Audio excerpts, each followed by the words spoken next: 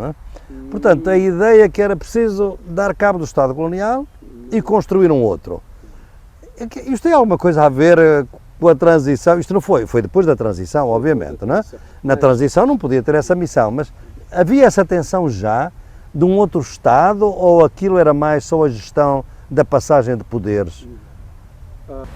Primeiro, bom, esta parte pequena, a frase não é minha, nem é do Oscar Monteiro.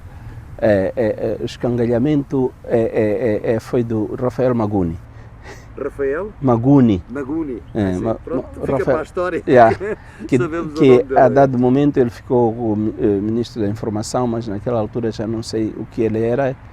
Foi o nosso locutor da rádio, a voz da Frelimo, durante a luta de libertação nacional, tanto em Dar es Salaam, depois mais tarde, como na Zâmbia, mas começou em Dar es Salaam, depois para a Zâmbia.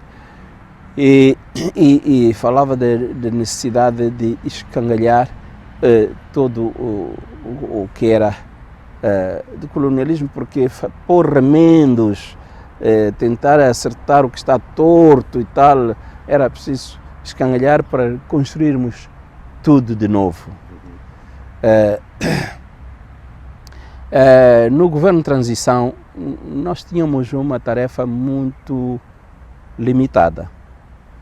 Era manter o país a andar. Não era a nossa altura de fazer as reformas da maneira de fazer as coisas, mas algumas coisas tinham que mudar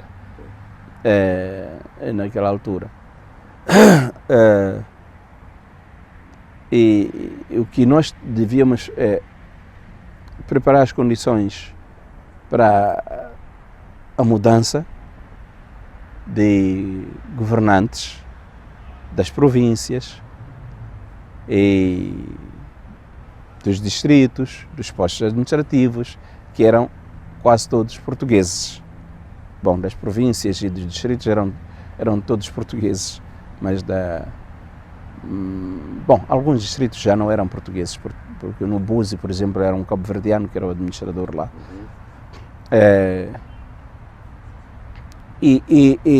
Então começamos a substituir os governadores nessa altura. O segundo era conhecermos um pouco mais o que havia na economia do país. Nós não viemos com um plano de governação da vida econômica e social. Viemos apenas com os princípios que haviam de nos guiar.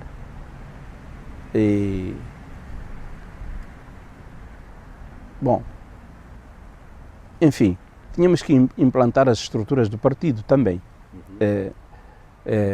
Daí que criamos a figura dos grupos dinamizadores, porque não sabíamos quem era quem, de que lado estaria cada indivíduo da população, mas queríamos que todos estivéssemos juntos. Então, os grupos dinamizadores é que haviam de explicar às populações para onde queremos ir, e quem somos e para onde queremos ir.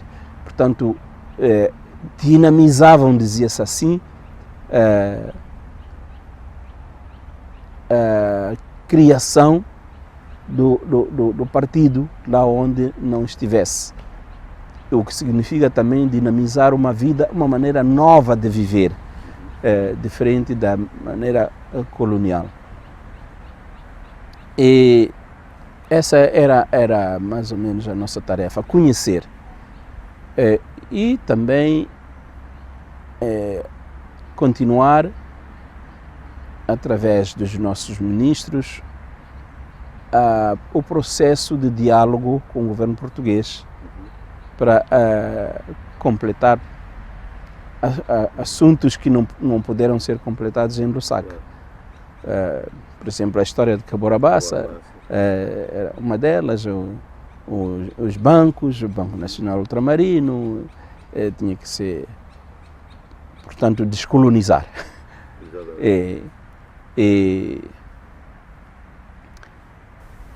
Portanto, não tínhamos... Era um diálogo fácil com os portugueses naquela altura, no meio daquela revolução lá em Portugal, ou não?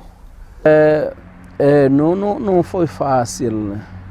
Não foi fácil. Estava o almirante Vítor Crespo, não era? Estava o almirante Vítor Crespo. Mas o almirante Vítor Crespo não era a figura com que se dialogava para resolver esses problemas. Vinham especialistas de Portugal para discutir. E um deles foi o ex-presidente antes de Ramalhianos, que era antes do Ramalhianos. Não foi o... Não, não, o presidente da... Presidente da República, o Jorge Sampaio. O Jorge Sampaio foi depois. Bom, pronto, mas exato, mas ainda não era, pois claro. Sim, pois foi ele que um dos que vieram discutir vários problemas, tomou posições positivas, procurava encontrar soluções, mas não era nada fácil. Tanto mais que só há bocado é que se resolveu o problema da Cabora Bassa. Mas começas a discutir naquele tempo. E é o chamado contencioso econômico-financeiro. Depois há aquela carta maravilhosa do presidente Samora, quando os portugueses começam a dizer que os moçambicanos devem a Portugal, nesse contencioso. Ele escreve aquela carta maravilhosa, com não sei quantas páginas, e devem-nos isto, e mais isto, e mais isto. Quando quiserem contabilizar tudo, então a gente faz as contas. Em suma, ele dizia... Bom, vamos ver quem deve a quem. Como é que aquela carta foi feita? Aquilo foi discutido entre vós? Como é que sim, foi discutido em Dar es Salaam. É uma carta fabulosa. Foi em Dar es Salaam. É uma carta fabulosa. Eu nem sei se temos cópia, devemos ter. Não tenho original, mas tenho cópia dela. É muito interessante. E foi bem discutido lá em Dar es Salaam. E ele disse, bom, se a gente deve alguma coisa... A gente, está bem. Vocês também devem. Aí calaram-se, não é? Exatamente. Então, já sabíamos que o trabalho forçado era pago, né? O trabalho nas minas era pago.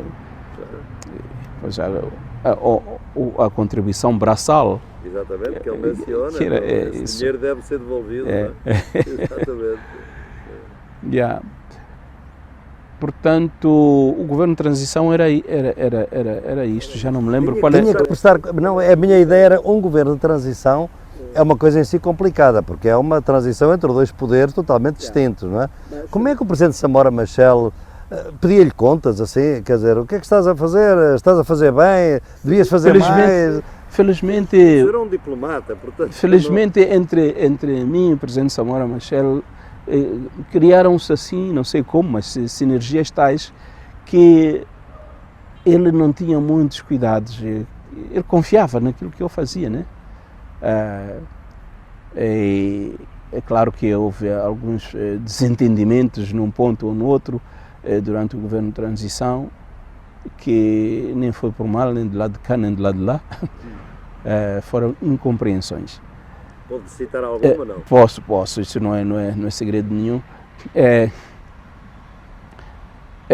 Houve, por exemplo, a cunhagem da moeda. Então,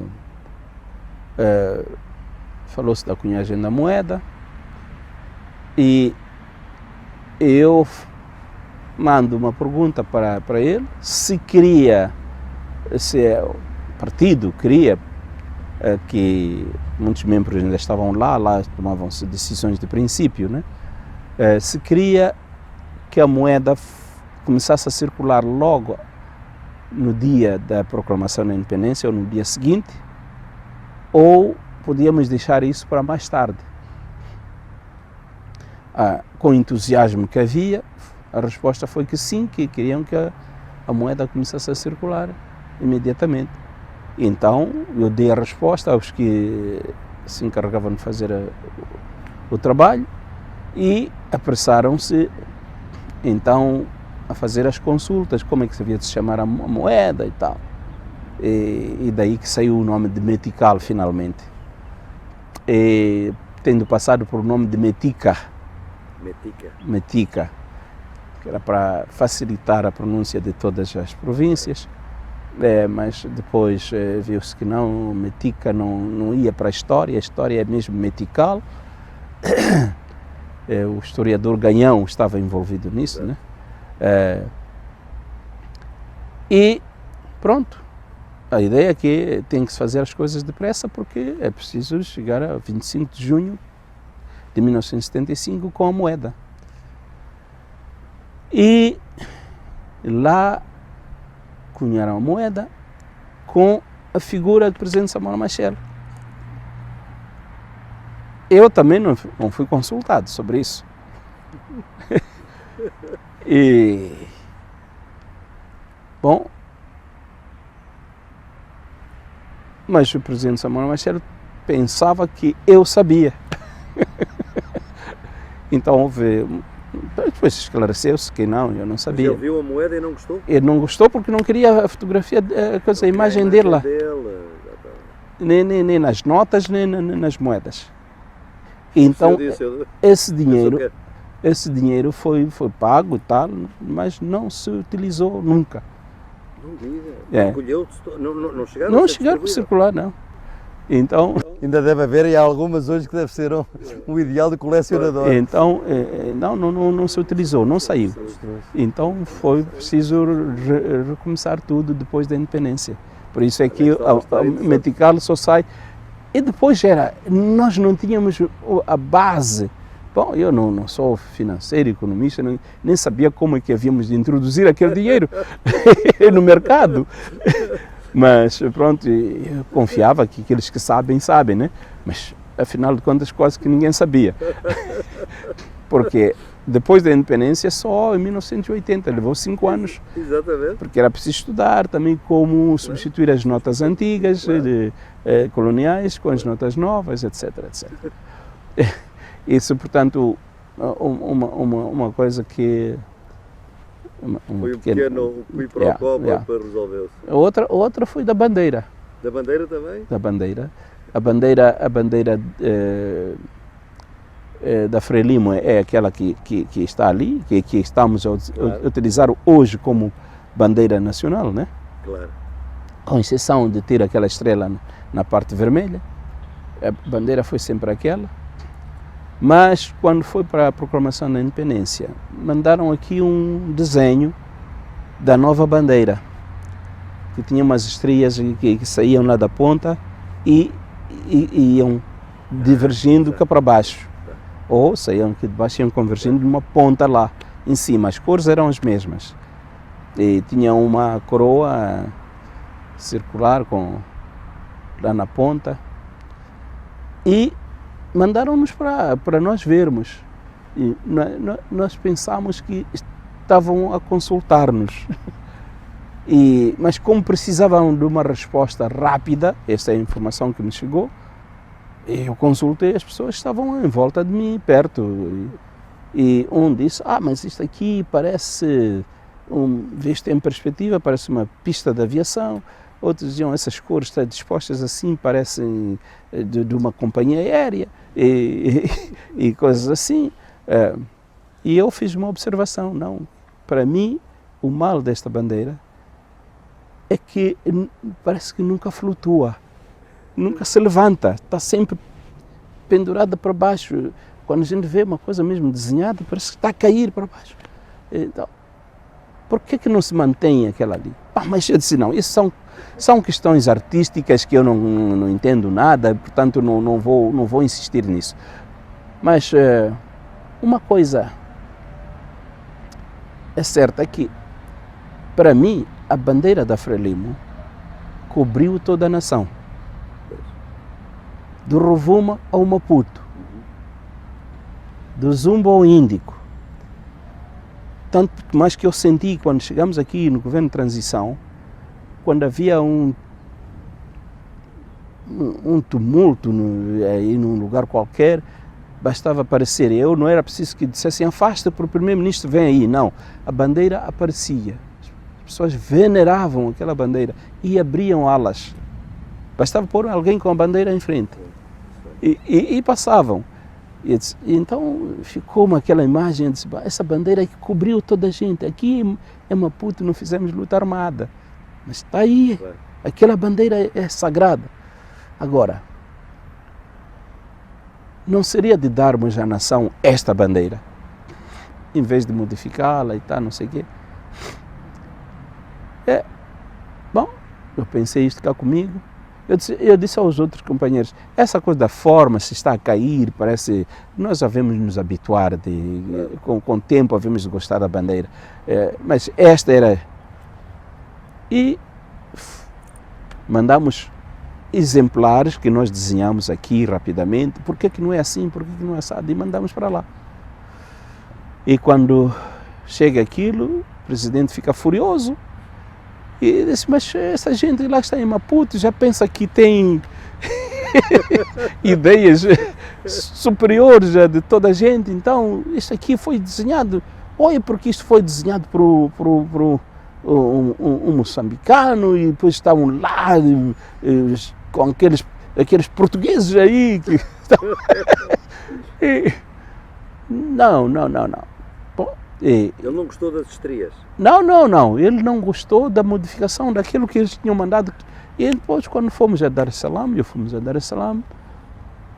ele chegou e disse, olha lá, o que vocês pensam que vocês são? Este aqui foi fruto de uma discussão que saiu esta bandeira. Está bem, nós pensávamos que estava uma coisa. Eu, por mim, como chefe de governo lá, não tenho nada contra a bandeira, mas...